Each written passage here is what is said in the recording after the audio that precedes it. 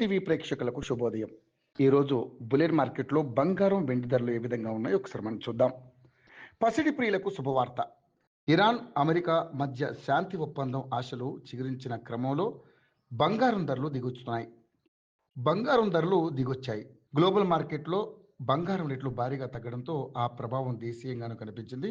అయితే వెండి ధర మాత్రం స్వల్పంగా పెరిగింది. ఈ క్రమంలో ఏప్రిల్ 7వ తేదీ మంగళవారం రోజు హైదరాబాద్ మార్కెట్లో తులం బంగారం రేటు ఎంతకు దిగొచ్చిందో ఇప్పుడు మనం తెలుసుకుందాం. పెళ్లిళ్ళు శుభకార్యాలు అంటే ముందుగా గుర్తుకు వచ్చేది బంగారమే. అంతగా మన సంస్కృతి సాంప్రదాయాలతో బంగారం ముడిపడిపోయింది. అలాగే పెట్టుబడి పెట్టాలనుకునే వారికి ఒక మంచి సాధనంగాను కొనసాగుతుంది. పసిడితో పాటు వెండికి మంచి గిరాకీ ఉంటుంది. అందుకే వీటి ధరలు ఎప్పటికప్పుడు తెలుసుకోవాల్సిన అవసరం ఉంటుంది.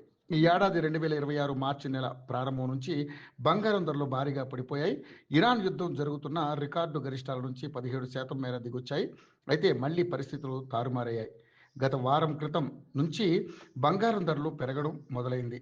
దీంతో కొనుగోలుదారులపై అదనపు భారం పడిందని చెప్పొచ్చు. ప్రస్తుతం మన దేశంలో పెళ్లిళ్ల సీజన్ కొనసాగుతోంది.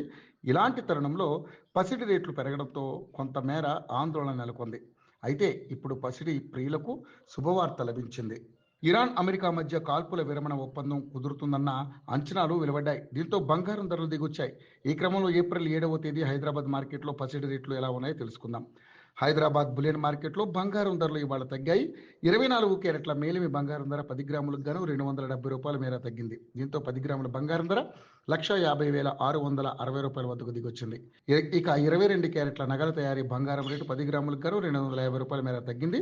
దీంతో తులం బంగారం ధర 1,38,100 వద్దకు దిగొచ్చింది.